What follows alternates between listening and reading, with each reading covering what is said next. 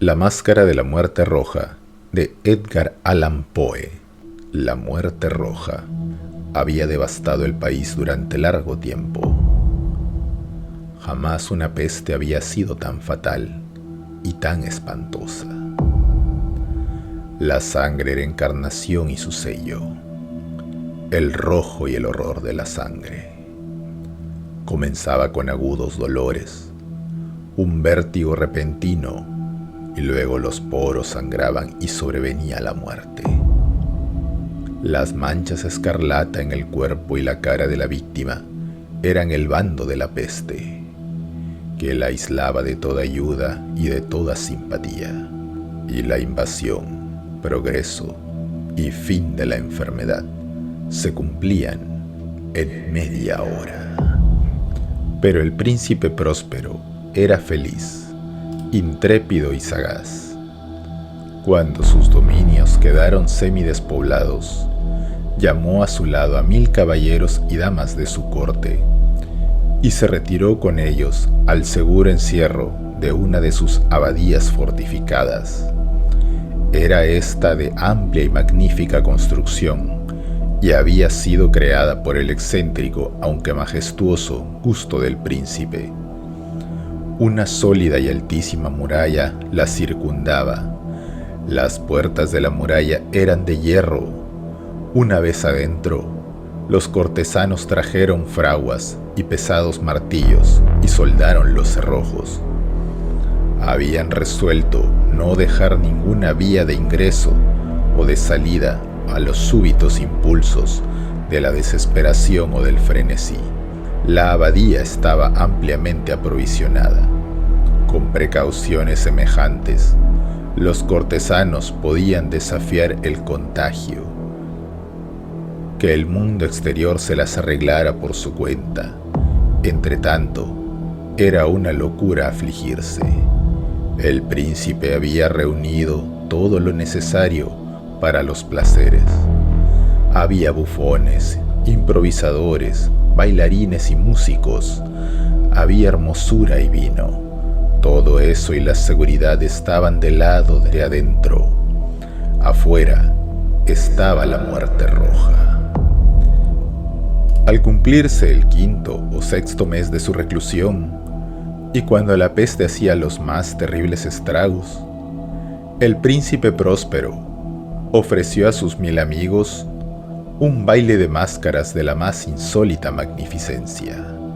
Aquella mascarada era un cuadro voluptuoso, pero permitan que antes les describa los salones donde se celebraba. Eran 7, una serie imperial de estancias. En la mayoría de los palacios, la sucesión de salones forma una larga galería en línea recta, pues las dobles puertas se abren hasta adosarse a las paredes, permitiendo que la vista alcance la totalidad de la galería. Pero aquí se trataba de algo muy distinto, como cabía esperar del amor del príncipe por lo extraño. Las estancias se hallaban dispuestas con tal irregularidad que la visión no podía abarcar más de una a la vez. Cada 20 o 30 metros había un brusco recodo, y en cada uno nacía un nuevo efecto. A derecha e izquierda, en mitad de la pared, una alta y estrecha ventana gótica daba a un corredor cerrado que seguía el contorno de la serie de salones, cuya coloración variaba con el tono dominante de la decoración del aposento. Sí, por ejemplo, la cámara de la extremidad oriental tenía tapicerías azules, vívidamente azules eran sus ventanas. La segunda estancia ostentaba tapicerías y ornamentos purpúreos, y aquí los vitrales eran púrpura. La tercera era enteramente verde, y lo mismo los cristales. La cuarta había sido decorada e iluminada con tono naranja, la quinta con blanco, la sexta con violeta. El 7º aposento aparecía completamente cubierto de colgaduras de terciopelo negro que abarcaban el techo y las paredes, cayendo en pliegues sobre una alfombra del mismo material y tonalidad. Pero, en esta cámara, el color de las ventanas no correspondía a la decoración. Los cristales eran escarlata, tenían un color sangre. A pesar de la profusión de ornamentos de oro que aparecían aquí y allá o colgaban de los techos, en aquellas 7 estancias no había lámparas ni candelabros. Las cámaras no estaban iluminadas con bujías o arañas, pero en los corredores paralelos a la galería y opuestos a cada ventana, se alzaban pesados trípodes que sostenían un ígneo brasero, cuyos rayos se proyectaban a través de los cristales teñidos e iluminaban brillantemente cada estancia. Producían en esa forma multitud de resplandores tan vivos como fantásticos. Pero, en la cámara del poniente, la cámara negra, el fuego que a través de los cristales de color de sangre se derramaba sobre las sombrías colgaduras, producía un efecto terriblemente siniestro, y daba una coloración tan extraña a los rostros de quienes penetraban en ella, que pocos eran lo bastante audaces para poner allí los pies. En este aposento, contra la pared del poniente, se apoyaba un gigantesco reloj de ébano. Su péndulo se balanceaba con un resonar sordo, pesado, monótono.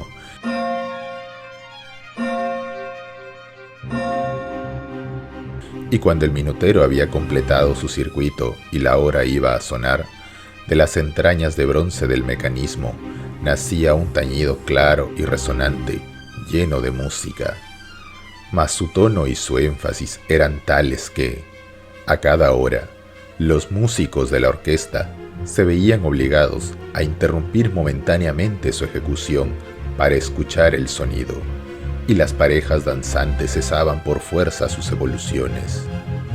Durante un momento, en aquella alegre sociedad reinaba el desconcierto, y, mientras aún resonaban los tañidos del reloj, era posible observar que los más atolondrados palidecían y los de más edad y reflexión se pasaban la mano por la frente, como si se entregaran a una confusa meditación o a un ensueño. Pero, apenas los ecos cesaban del todo, livianas risas nacían en la asamblea. Los músicos se miraban entre sí, como sonriendo de su insensata nerviosidad, mientras se prometían en voz baja que el siguiente tañido del reloj no provocaría en ellos una emoción semejante. Mas, al cabo de 63.600 segundos del tiempo que huye, el reloj daba otra vez la hora, y otra vez nacían el desconcierto, el temblor y la meditación. Pese a ello, la fiesta era alegre y magnífica. El príncipe tenía gustos singulares. Sus ojos se mostraban especialmente sensibles a los colores y sus efectos. Desdeñaba los caprichos de la mera moda. Sus planes eran audaces y ardientes. Sus concepciones brillaban con bárbaro esplendor. Algunos podrían haber creído que estaba loco. Sus cortesanos sentían que no era así. Era necesario oírlo, verlo y tocarlo para tener la seguridad de que no lo estaba.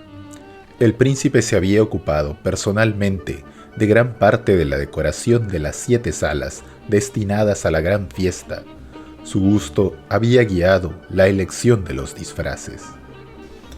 Grotescos eran estos, a no dudarlo. Reinaba en ellos el brillo, el esplendor, lo picante y lo fantasmagórico. Veíanse figuras de arabesco, con siluetas y atuendos incongruentes.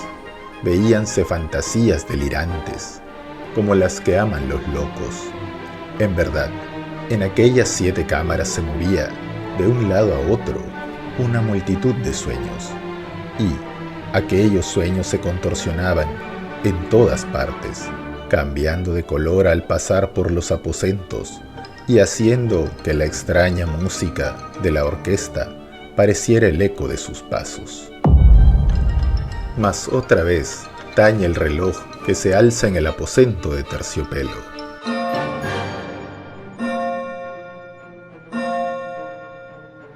Por un momento, todo queda inmóvil, todo es silencio, salvo la voz del reloj.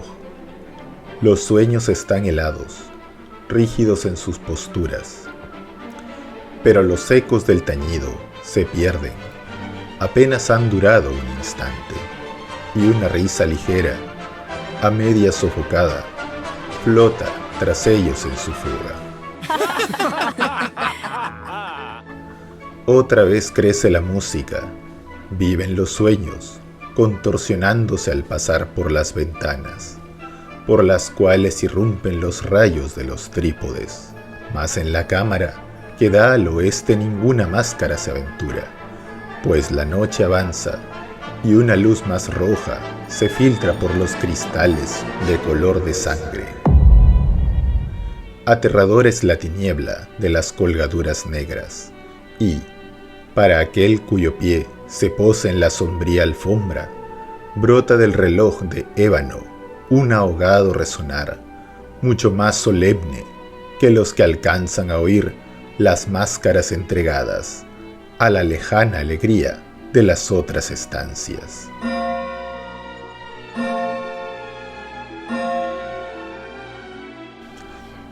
Congregábase densa multitud en estas últimas, donde, afiebradamente, latía el corazón de la vida. Continuaba la fiesta en su torbellino hasta el momento en que comenzaron a oírse los tañidos del reloj, anunciando la medianoche.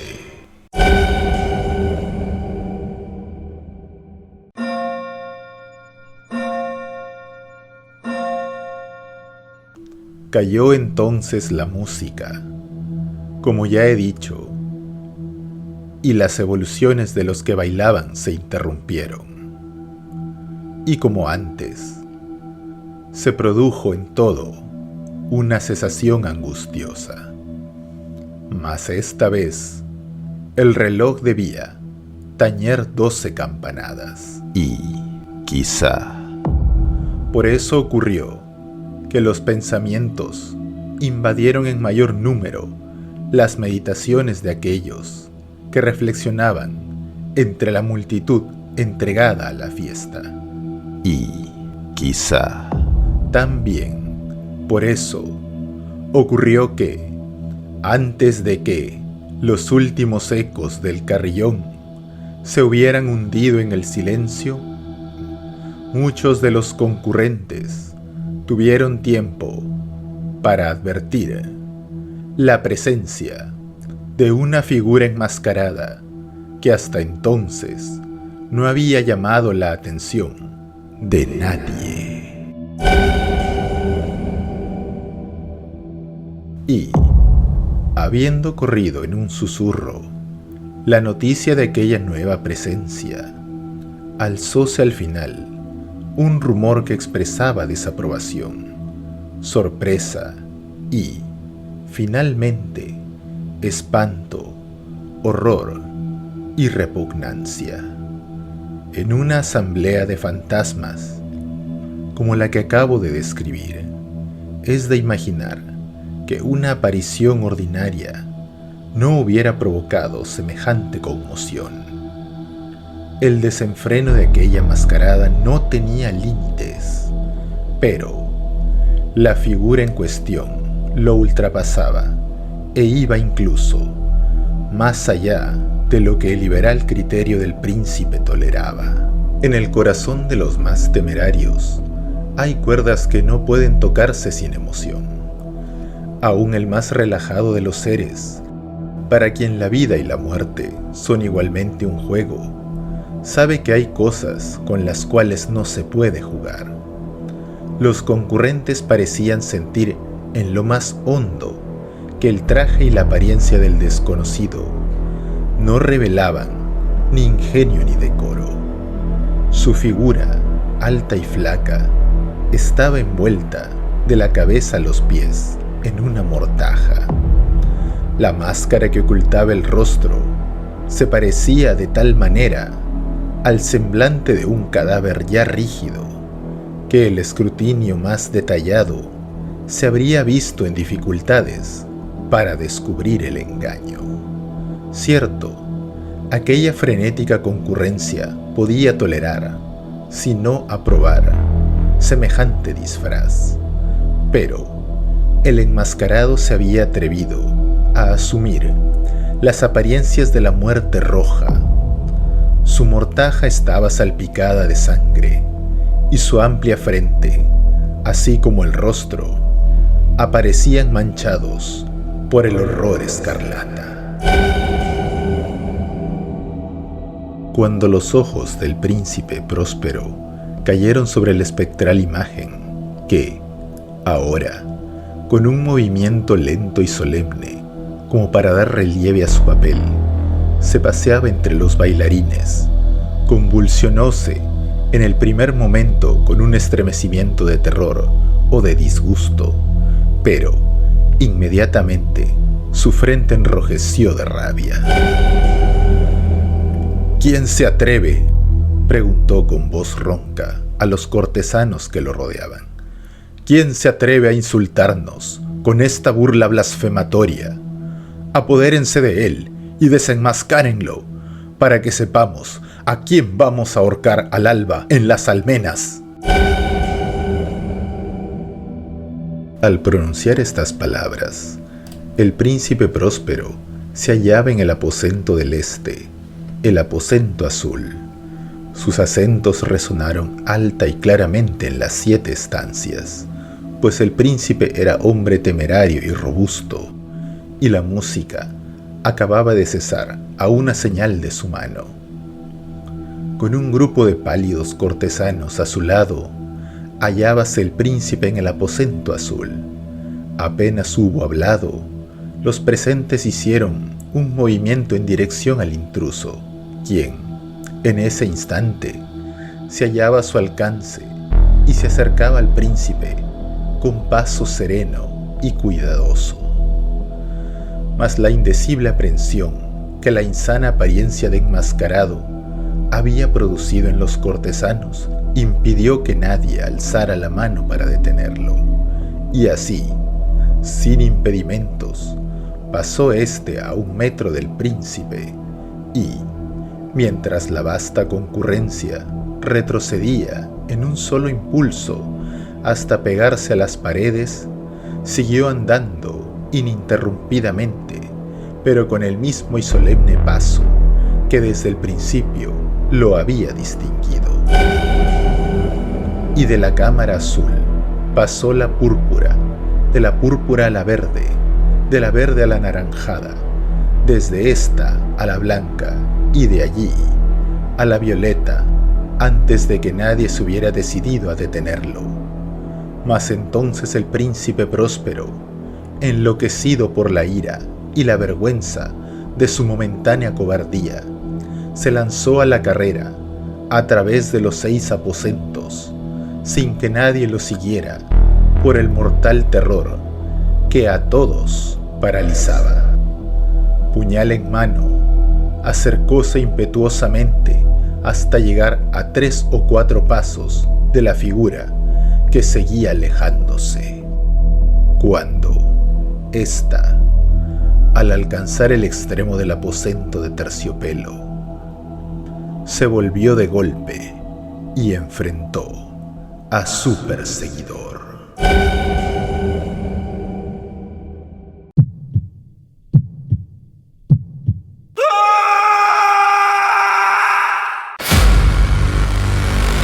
Oyóse un agudo grito, mientras el puñal caía resplandeciente sobre la negra alfombra, y el príncipe Próspero se desplomaba muerto. Poseídos por el terrible coraje de la desesperación, numerosas máscaras se lanzaron al aposento negro, pero, al apoderarse del desconocido, cuya alta figura permanecía erecta e inmóvil a la sombra del reloj de ébano, retrocedieron con inexpresable horror al descubrir que el sudario y la máscara cadavérica que con tanta rudeza habían aferrado no contenían ninguna figura tangible. Y entonces reconocieron la presencia de la muerte roja, Había venido como un ladrón en la noche, y uno por uno cayeron los convidados en las salas de orgía manchadas de sangre.